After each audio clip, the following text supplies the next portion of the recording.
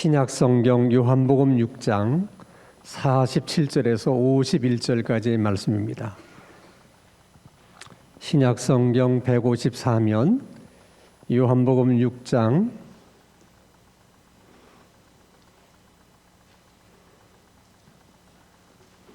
47절에서 51절까지 제가 말씀을 봉독합니다. 하나님의 말씀을 경청하시기 바랍니다. 진실로 진실로 너희에게 이르노니 믿는 자는 영생을 가졌나니 내가 곧 생명의 떡이니라.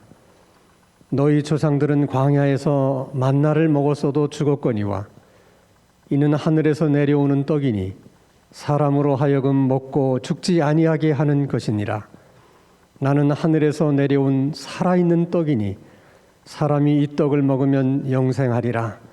내가 줄 떡은 곧 세상의 생명을 위한 내 살이니라 하시니라. 아멘. 사람이 죽으면 어떻게 되는 것일까? 이 질문에 대한 사람들의 생각은 크게 세 가지입니다. 하나는 사람이 죽으면 그냥 소멸이 돼서 사라져 버린다. 또는 자연으로 돌아간다. 이렇게 생각하는 사람들이 있습니다. 이렇게 생각하는 사람들의 대부분은 인간을 진화의 산물로 보는 무신론자들이 대부분 그렇게 생각합니다. 그런가 하면 사람이 죽게 되면 윤회의 법칙을 따라서 새로운 생명체로 다시 태어나서 생명을 이어간다. 이렇게 생각하는 사람들도 있습니다. 이렇게 생각하는 사람들은 주로 불교인이거나 또 불교의 영향을 받으신 분들입니다.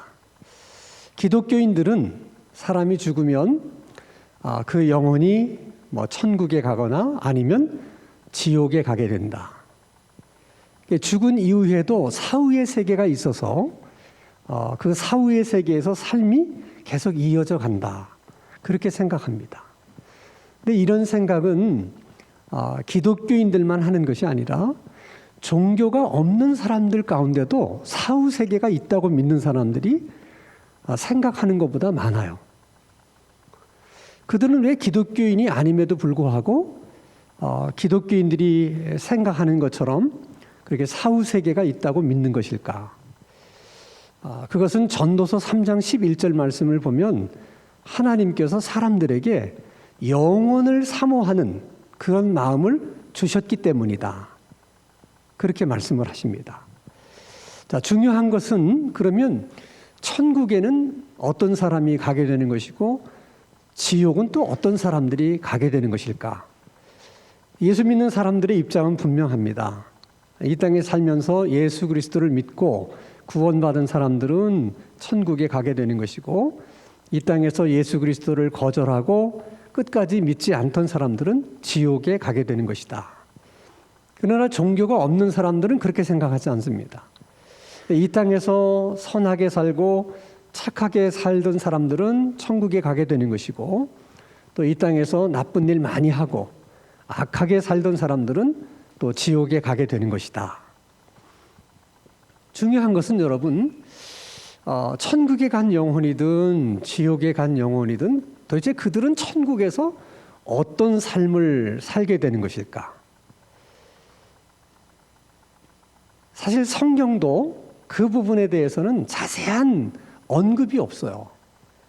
그래서 우리가 자세한 내용은 모르지만 일반적인 생각으로는 천국에 간 영혼들은 영원히 천국에서 행복하게 사는 것이고 또 지옥에 간 영혼들은 영원히 지옥에서 고통을 받으면서 사는 것이다 라고 생각을 합니다.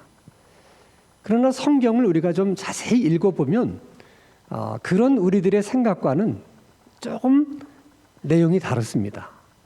자, 예를 들면 요한복음 5장 28절에서 29절 말씀을 보면 주님이 이런 말씀을 하십니다. 이를 놀랍게 여기지 말라. 놀라울 만한 일이기 때문에 그런 거죠. 놀랍게 여기지 말라. 무덤 속에 있는 자가 다 그의 음성을 들을 때가 오나니 그의 음성이란 주님의 음성을 말합니다. 무덤 속에 있는 자들이 어느 날 주님의 음성을 다 듣게 되는 날이 온다. 이제 그 날이 바로 예수님이 재림하시는 날입니다. 그러면 무덤 속에 있는 자들이 그 예수님이 재림하시는 날 주님의 음성을 듣게 되는데 도대체 어떤 내용의 주님의 음성을 듣게 되는 것일까? 자세한 내용은 언급하지 않으셨기 때문에 정확한 것은 우리가 알 수 없지만은 아마도 무덤 속에 있는 자의 이름을 부르는 것 같아요. 그러면 자기 이름을 듣게 되는 그 순간에 어떤 사람들은 심판의 부활로, 어떤 사람들은 또 영생의 부활로 이렇게 다시 살아난다는 거예요.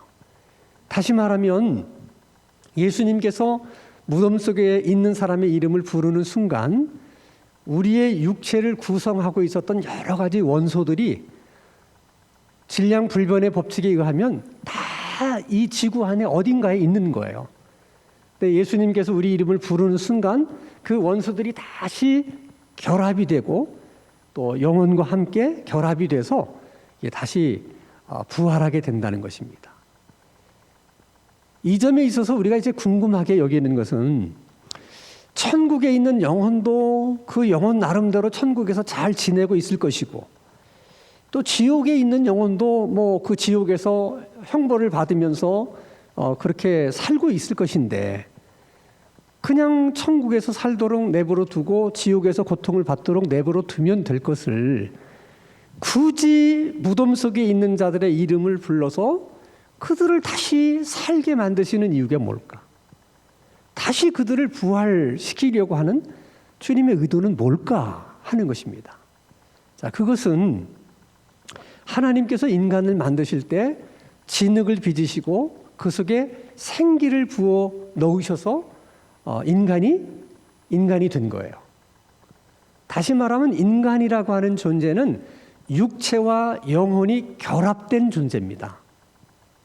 그것을 다른 말로 말하면 영혼이 없고 육체만 있는 인간도 인간이 아니고 또는 영혼만 있고 육체가 없거나 육체는 있는데 영혼이 없는 인간도 인간이 아니에요.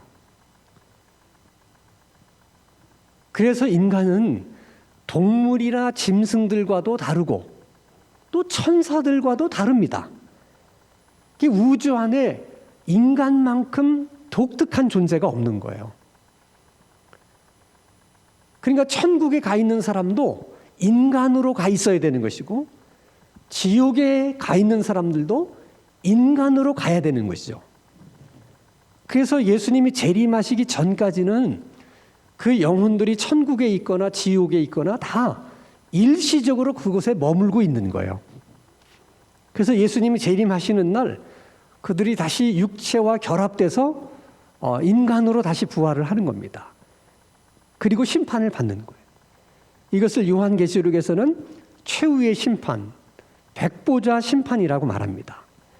그때 다시 심판의 부활로 부활된 사람들은 다시 지옥에 들어가게 되는데 그때는 다시 지옥에 들어가서 나오지 못합니다.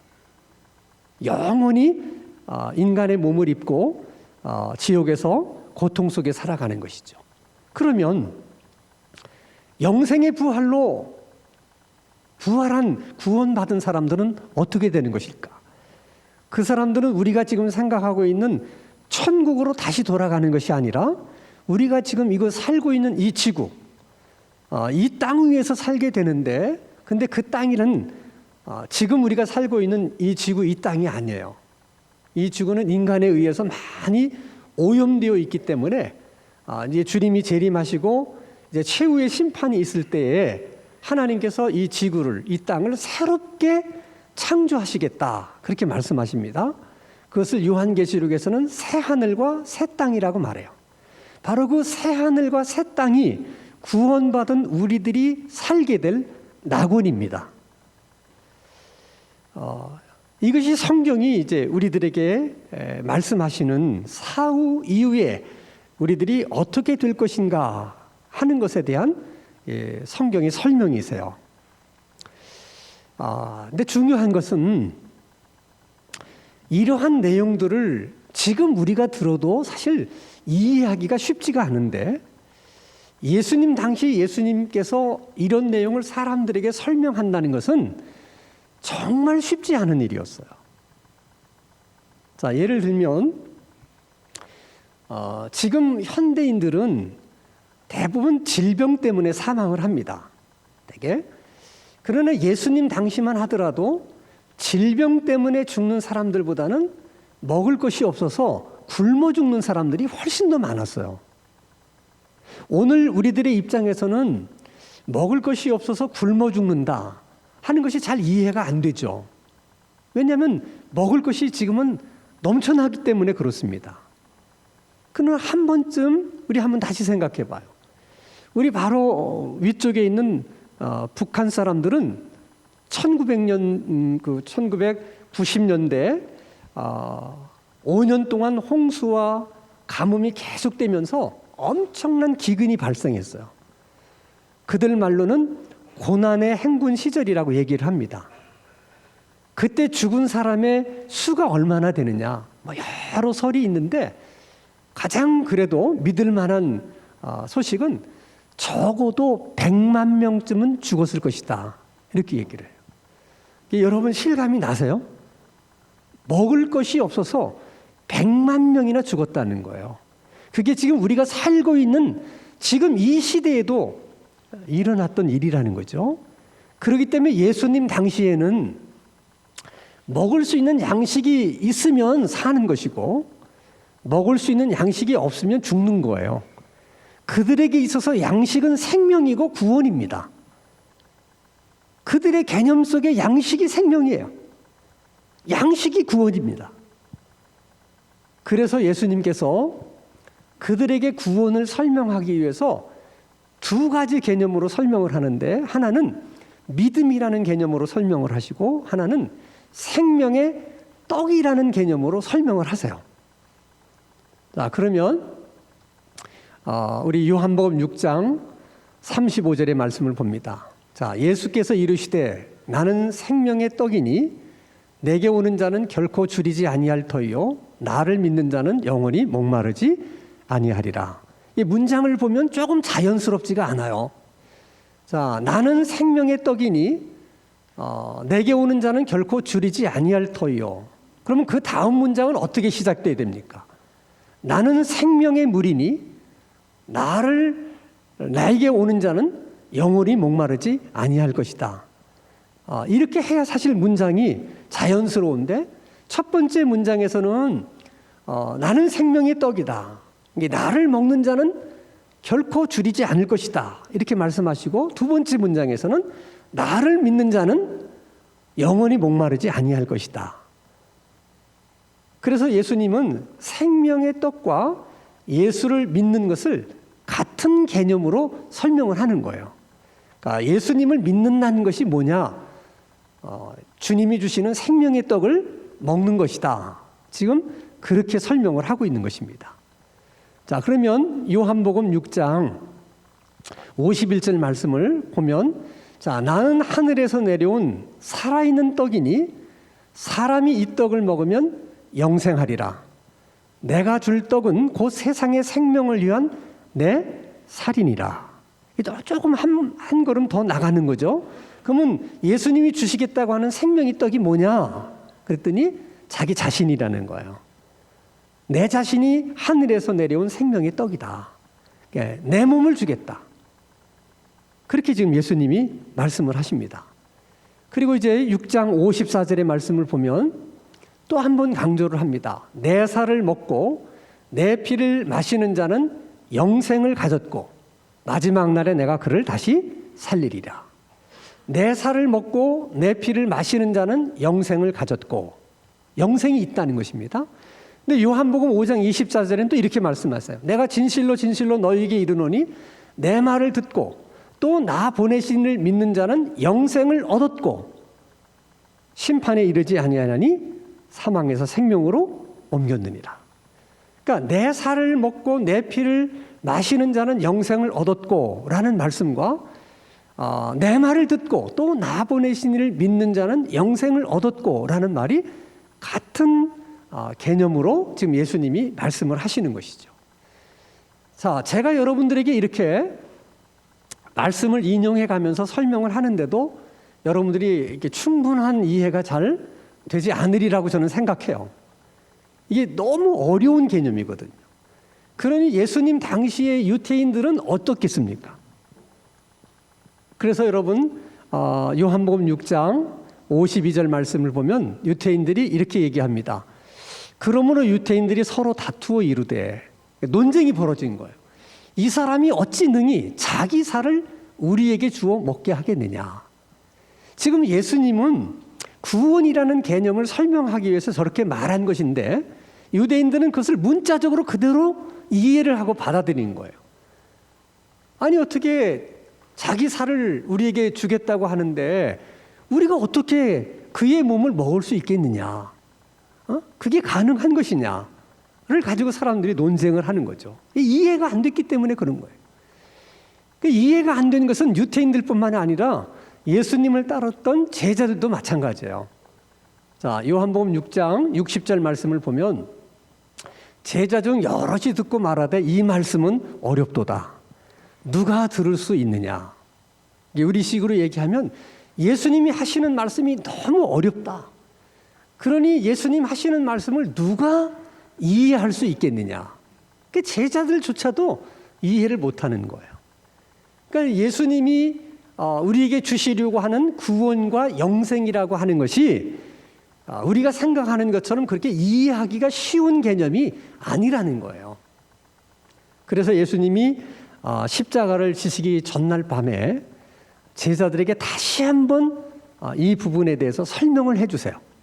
자, 마태복음 26장 26절에서 28절 말씀을 보면 그들이 먹을 때 예수께서 떡을 가지사 축복하시고 떼어 제자들에게 주시며 이르시되 받아 먹으라. 그 다음 말이 중요해요. 이것은 내 몸이니라. 이렇게 말씀하십니다. 자, 예수님이 이 말씀을 하시는 의도는 우리가 충분히 이해할 수 있어요. 자, 내일이면 예수님이 십자가에 못 박혀 죽으실 텐데 이 죽음을 제자들은 어떻게 이해를 할까? 이게 예수님으로서는 걱정이 되셨던 거예요. 그래서 내가 십자가에 죽게 되는 것은 인간의 죄를 용서할 수 있게 하기 위해서, 인간을 죄 가운데서 구원하기 위해서 내가 십자가에서 찢기는 것이고 내가 십자가에서 피를 흘리는 것이다. 그것을 이해하도록 그런 이해를 돕기 위해서 지금 예수님께서 떡을 주면서 말씀하시는 것이고 포도주를 주면서 말씀을 하시는 거예요. 분명히 그런 주님의 의도가 있어요. 근데 중요한 것은 예수님이 이것은 내 몸이다. 이렇게 말씀하셨다는 거예요. 예수님의 말씀은 일반 사람들이 하는 말과는 달라요. 예수님은 말씀하시면 말씀하신 대로 그대로 이루어집니다. 병자에게 말씀하십니다. 내 병이 나았다. 그럼 말씀하신 대로 낫는 거예요. 풍랑이는 바다를 향해서 꾸짖어 잠잠하라. 그러면 잠잠해지는 거예요. 예수님은 말씀하신 대로 그대로 되는 것입니다. 그러면 떡을 주면서 이것은 내 몸이다. 이렇게 말씀하셨다면 그게 정말 예수님이 말씀하신 대로 그게 몸이 되었다고 우리가 이해하게 되는 것입니다. 그러면 모양은 달라진 것이 없지만 그러나 분명히 주님이 이것은 내 몸이다 이렇게 말씀하셨기 때문에 뭔가 어쨌든 그 떡은 신비한 그런 방법으로 변화되어 있었을 것이다. 그리고 주님이 말씀하신 대로 그 떡을 먹고 그 잔을 마신 예수님의 제자들 안에는 예수님 말씀하신 그대로 영생이 있는 거예요. 생명이 있는 거예요. 근데 제자들이 그 사실을 언제 깨닫게 되느냐? 예수님 부활하신 다음에 깨닫게 돼요. 예수님께서 부활하신 다음에 그들이 두 가지를 깨닫게 되는데 하나는 주님이 십자가에 못 박히시기 전날 밤에 우리들에게 떡을 주시면서 이것은 내 몸이다. 너희들에게 내가 생명을 준다. 이렇게 말씀하셨는데 주님이 우리 가운데 주신 생명이라고 하는 것은 일반적인 사람들의 생명이 아니라 부활하신 주님처럼 다시는 죽지 않을 수 있는 영원한 생명이구나. 그 생명을 예수님이 우리에게 주신 것이구나 하는 깨달음이 하나고요. 예수님 부활하신 다음에 그들이 성령을 받고 난 후에 예수님의 십자가의 의미가 무엇인지를 깨닫게 됐어요.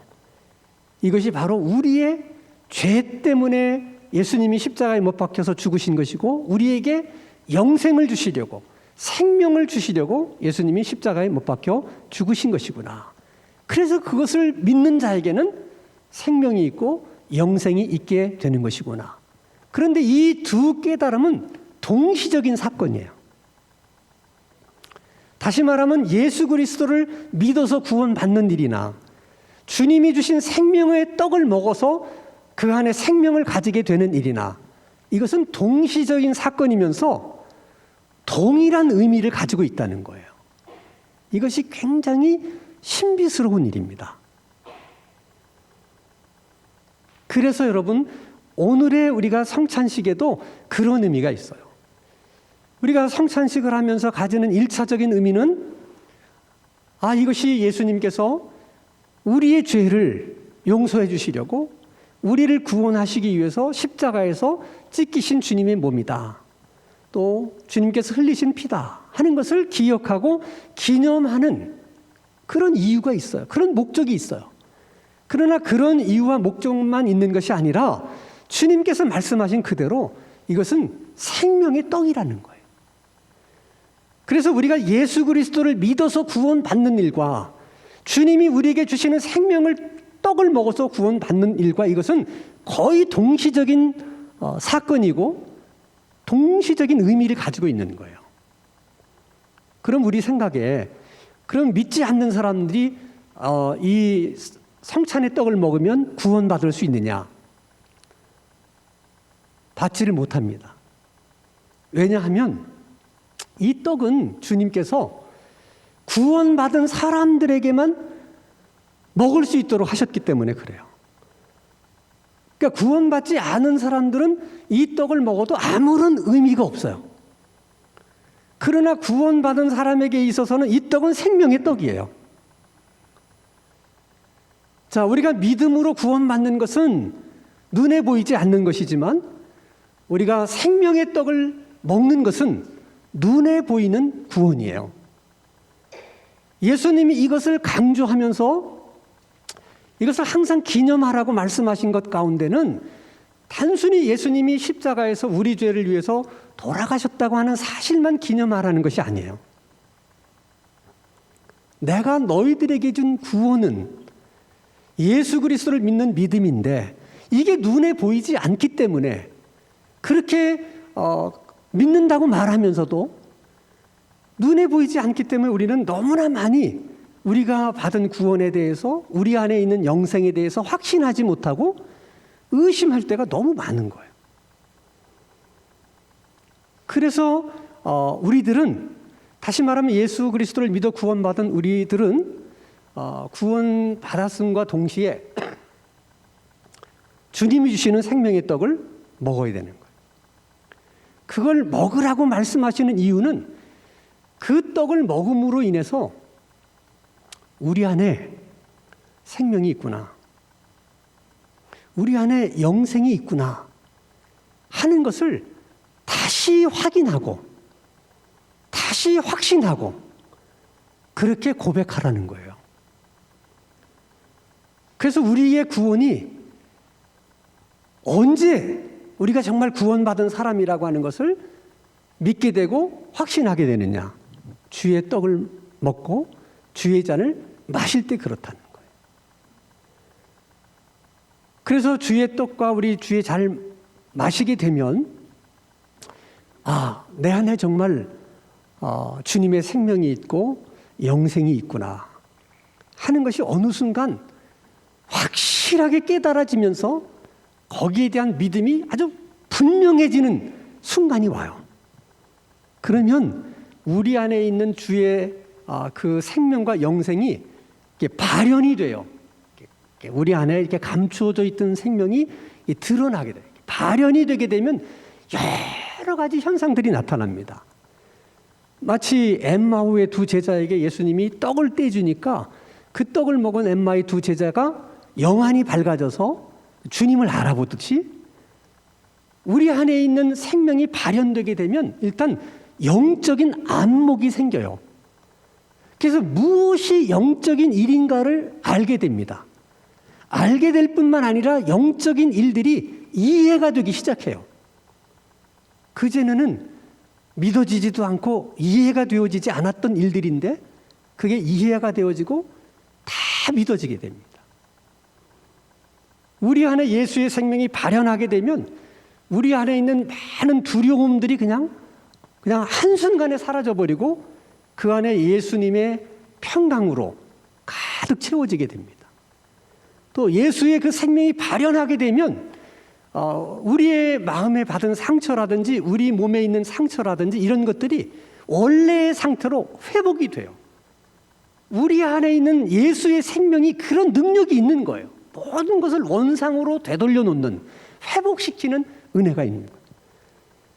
그래서 여러분, 우리가 이 주님께서 우리에게 주시는 이 떡과 잔을 마시는 것은 구원받은 우리들만이 먹을 수 있는 특별한 양식이에요.